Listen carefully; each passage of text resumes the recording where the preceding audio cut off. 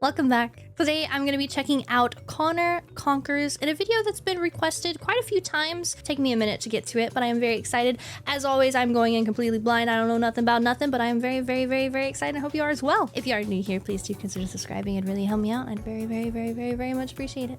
Thank you. Are you ready? Let's go.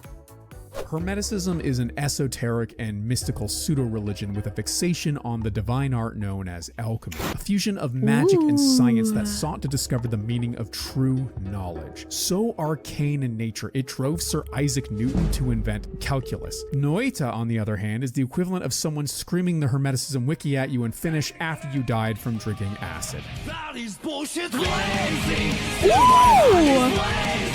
If the word kill me, I don't need a new one. Was that a bar? Wait. If the word kill me, I don't need a new one. Is that a bar? Soon you will know. We already know the smell of the game. Ooh. Oh, spoilers. Are you the kind of person that wants to learn alchemy but lacks the courage to try the bleach-flavored Slurpee?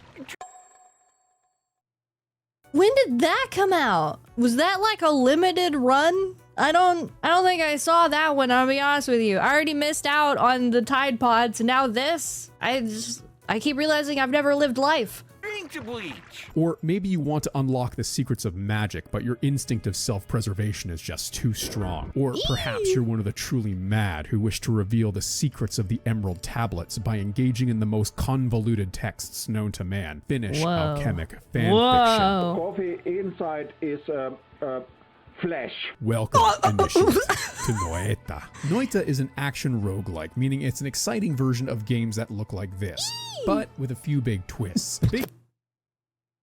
That was butt. That was a butt. There was butt. Hook is that every pixel is simulated. This means that whatever you see in the environment, you can modify. This also means that every pixel of the environment is out to modify you into a corpse. Aside from the standard array of enemies like Call of Duty players, robots, and these things, you also have to worry about acid, lava, falling rocks, and even...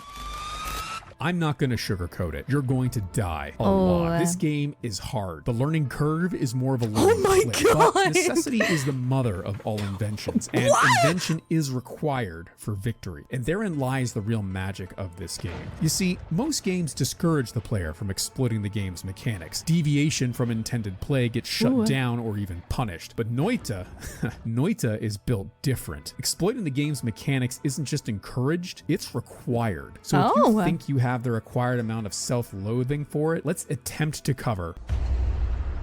We hit new game and procedurally generate a whole new world for us to die in. Rehab was supposed to be a fresh start. Awakening from our SEMA-induced hangover, we notice a few carved stones in the back. Or what? That one's new.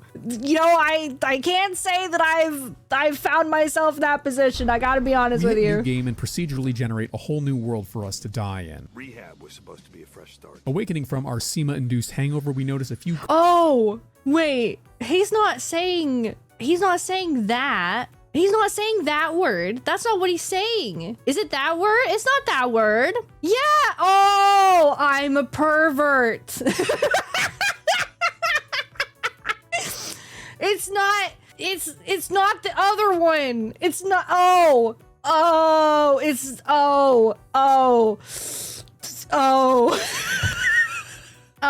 I see. So we all heard the other word, right? We all heard the yeah, we all heard that one, not the real word, right? Carved stones in the background that introduce us to our basic controls, and that's it. That's all you get. Get to moving and figure out the rest for yourself. And believe me, you will need to figure out a lot. Aside from some spells, the only thing you're going to unlock in this game is a better understanding of its mechanics. Knowledge is power, but this game may as well be teaching gardening with how often it sends us back into the dirt. You start every run with 2 wands, one for damage and one for limited explosions. The spells are both randomly selected from a small pool of starter spells, and there's only one way to figure out their strengths and weaknesses. Anyway, I started blasting.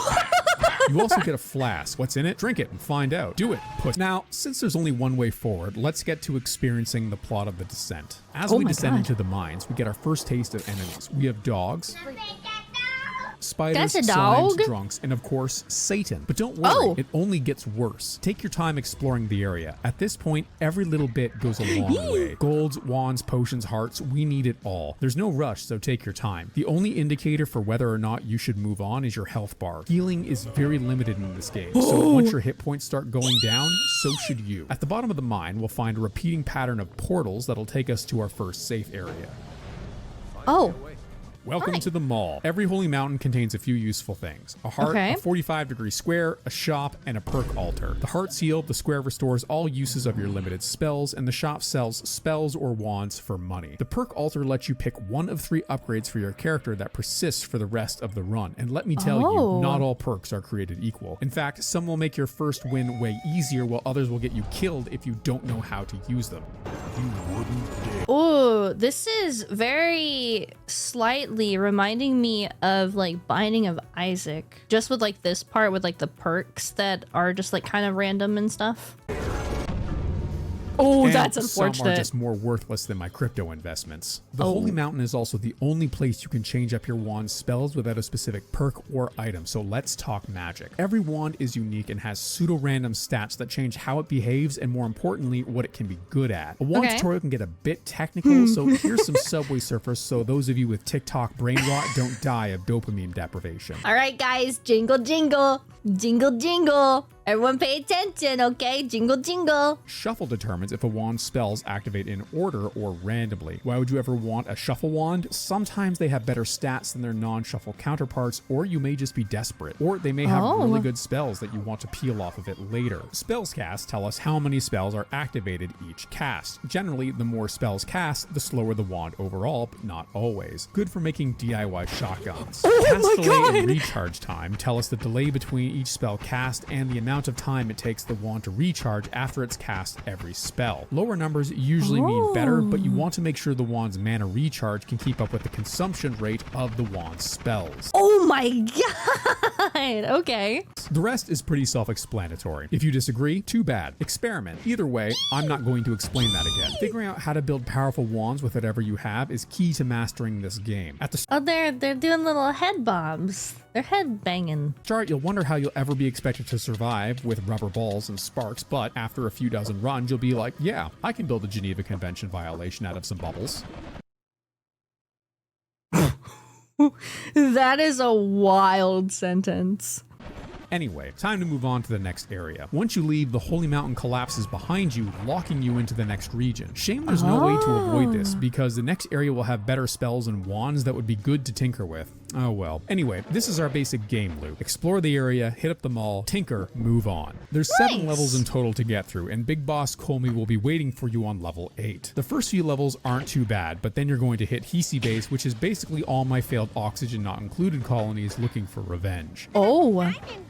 Early on, this will be where most of your runs go to die, but don't despair. Once you can clear Hisi Base, you can clear whatever this game has to throw at you.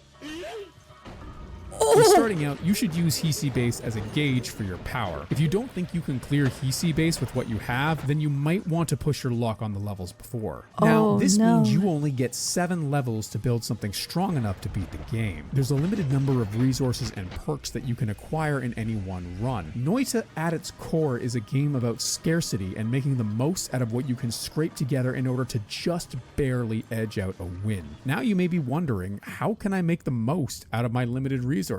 Well, wait, what the hell is this? Oh. So, Noita is actually a game about exploration and discovery. Each of the 7 levels have at least one side area attached to it. This lake of lava is clearly impassable and probably just decorative, as there's no way to cross it, so we'll just ignore it for now. On the other side of level 1 is the collapsed mine. It has some tougher enemies, but appears to bug out in this area as it's in total darkness. Oh well, no game is perfect, I guess. Level 2 is where things get interesting. The fungal caverns and the coal pits are high risk but high reward. The enemies here will help you find the new game button real fast if you don't know how to fight or outmaneuver them, so why go here? Because there's an abundance of decent wands and potions that can get us overpowered very early on. So make like Zeus and grab some ambrosia and then get the hell out of here before anyone can find out about the murders. Some other notable areas include the spell shop to the left or right edge of Hisi base, the Luki lair in the jungle, and this funny triangle at the bottom of the Temple of the Art. There's a few other areas, but they're probably not important. Regardless, there's enough optional side areas here to keep a small Spanish child and her monkey busy for days, assuming they survive. Now, the environment isn't the only thing we're going to be exploring. As I mentioned before, wand tinkering is at the heart of this game, and we're going to figure it out even if it kills us, which it 100% will. But hey, next time you'll know that casting Explosion of Thunder will result in you exploding with thunder. Now, there's not enough slime mixing content on the internet to get us through a full tutorial, so I thought that was a chicken breast. I thought that was a slab of chicken. With thunder. Now, there's not enough slime mixing. I thought that was chicken.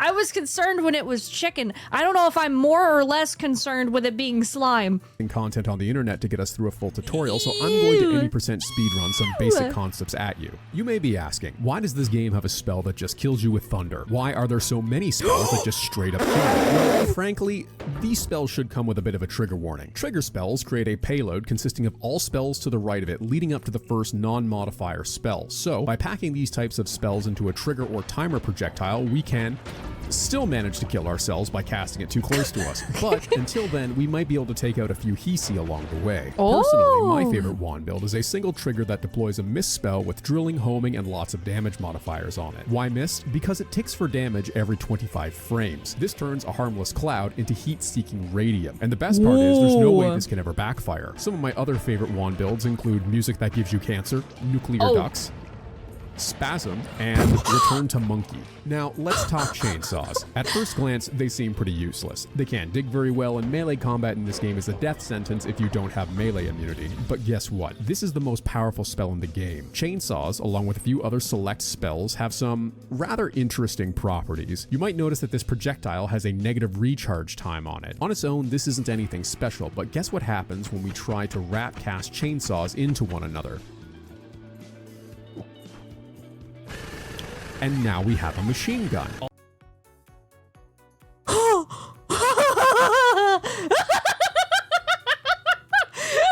Oh no! Okay, that is terrifying. Also, you can use Ping Pong Path and Heavy Spread to become Chainsaw Man, and I just think this is hilarious. Oh this my should God. be enough to whet your appetite for what's possible with wands. People have come up with some very complicated setups, and new discoveries are still being made to this day. The sky is the limit. Right? Finally, let's... What even happened? Being made to this day. The sky is the limit. Right? Finally, let's get into the divine art itself. Alchemy. There's a lot of reactions that can occur in this game thanks to all the fantastical chemicals that exist in this world. I'm not going to cover them all, but here's a quick taste. Concentrated mana gives you a massive boost to mana recharge and will always convert water into more concentrated mana. It also converts metal into steam, which you'd think would only be useful for digging through Hisi base. Until you remember, this game has a lot of robotic enemies. Pheromoans make enemies friendly towards you, which can be very powerful. In Hisi base, there is a medic type enemy that shoots healing bolts at its allies, but sprinkle a little bit of liquid horny on them and boom, top off both your health and sexual tension. One Yeah, the health part. flask of this stuff can make a dire run through Hisi base much easier. You can find it in flasks as early as level 1 or by combining Berserkium and Flamuxium. And no discussion of the divine art would be complete without bringing up the holy grail of alchemy, turning lead into gold. Well, anything into gold in our case. On Generation, every world randomly selects a set of ingredients that combine to form alchemic precursor. Determining the correct mix depends on persistence and luck, or a seed cracking tool. Either way, if you're lucky enough to get your hands on some of this stuff, you're set for life. Just mix it with a little bit of flesh and enjoy the feeling of being paid a living wage. There's a lot of other elements in this world that can interact with one another and with you. Almost everything in this game has some kind of niche use if you're clever enough. Bye. Slime slows you down, Acceleratium makes you faster, Berserkium makes your explosions, and almost all liquids will extinguish fire on you when you jump in them. That's why if things get too hot, it's a good idea to hotkey your water flask and... wait. Oh.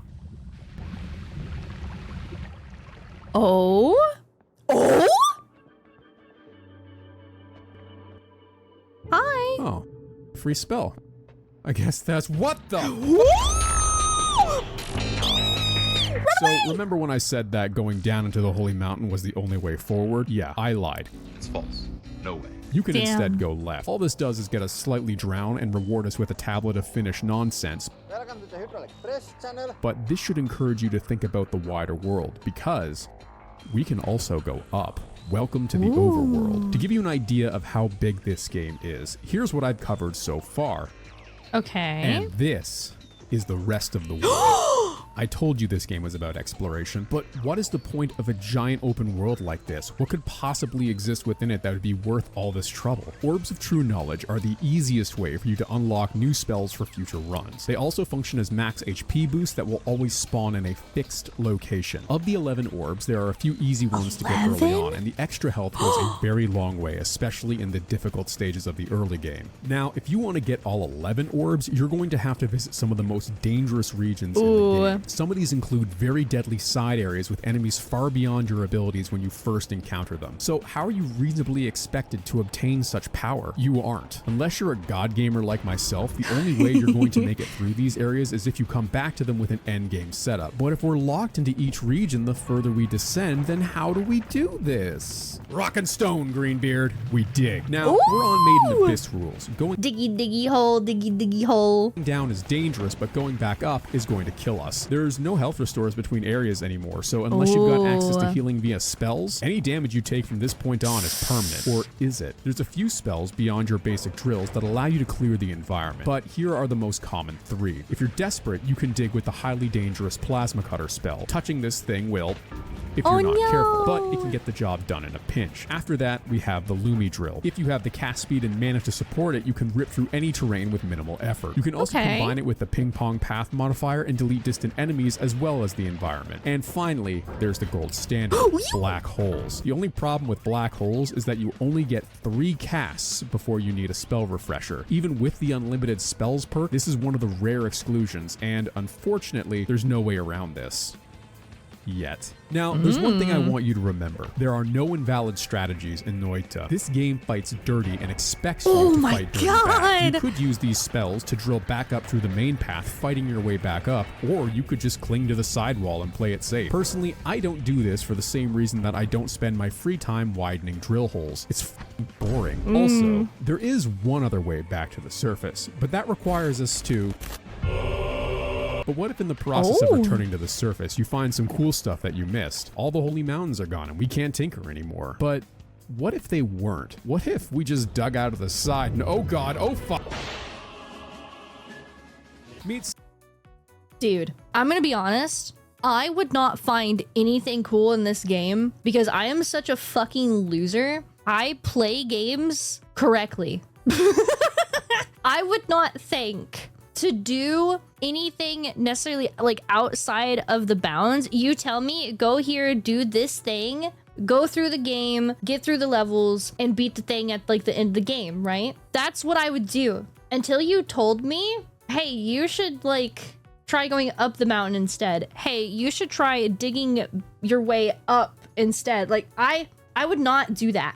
I'm lame, if I'm being honest. Steve, the mall cop. If you dig through the Holy Mountain, Steve is going to dig through you. Sure, you can force him into retirement, but he's going to become a greeter at all future malls moving forward. And if you keep killing him, well, I'm sure that won't have any dire long-term consequences. That being said, there's a few ways to escape the Holy Mountain without collapse, and the easiest one is simply by teleporting past the collapse trigger located here. Easy. Otherwise, you'll have to drink some polymorphine. So we've preserved some holy mountains and we're back on the surface. What now? This is where we finally get to address that thing from the title card. Squidward here is one of several hidden bosses in Noita. He's immune to almost all status effects and harmful liquids. He gets a 1-second shield after every hit, so you can't rapid fire him down. He's resistant to almost all types of damage and fires off deadly status effect bolts in all directions. And finally, along with possessing some wands with extremely dangerous explosive spells in them, he likes to copy whatever you shoot at him and fire it back at you. So how do you win? I told you, this game fights dirty.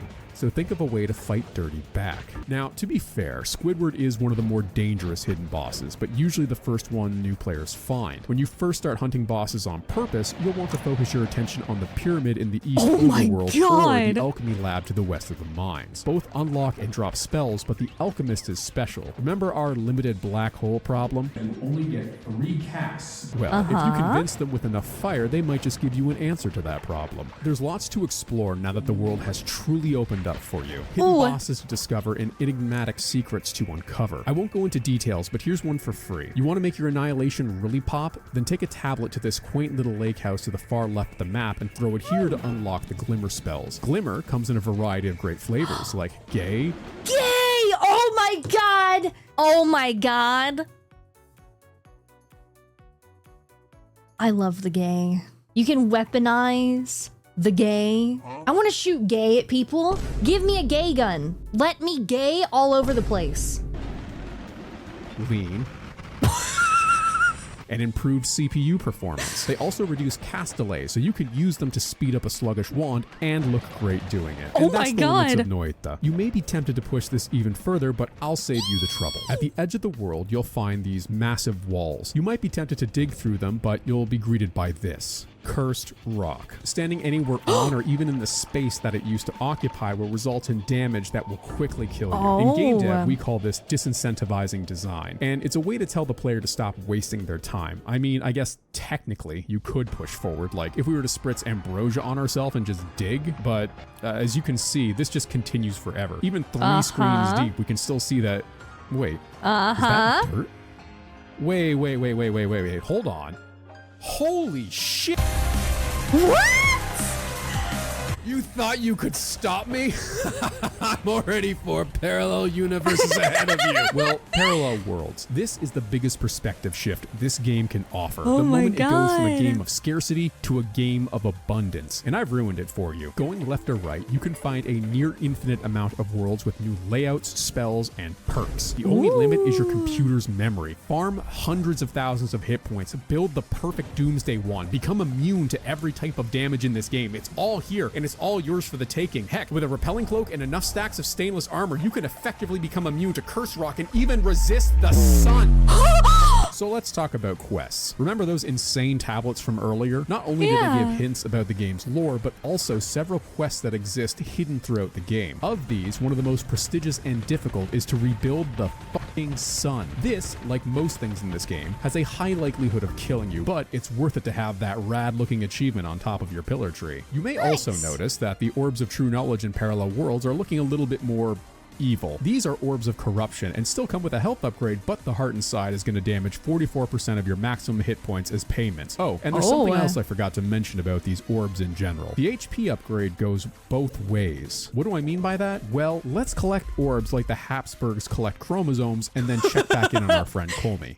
528,772,513,134.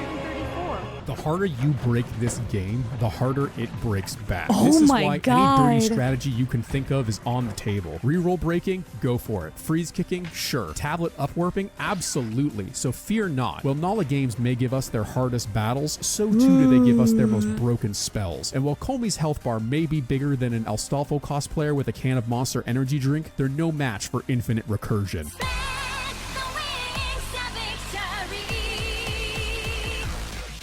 Okay. Oh my god!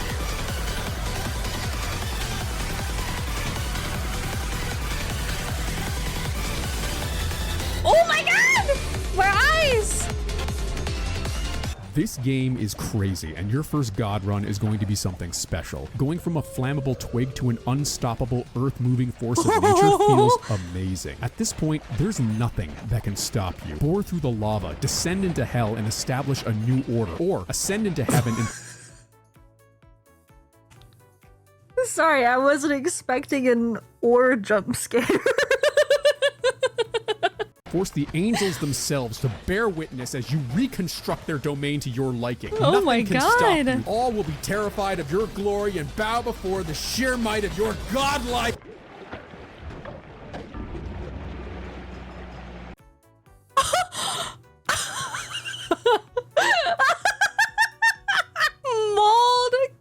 Poop seethe. This game is so... That's crazy. You can uninstall it. Yeah, you are. Yeah, you are.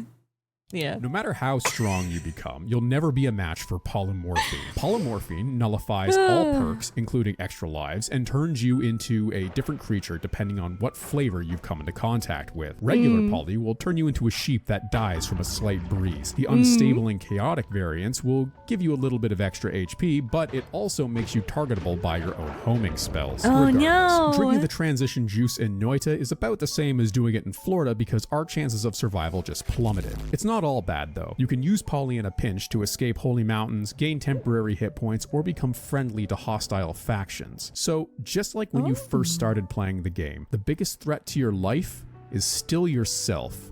As above, so below.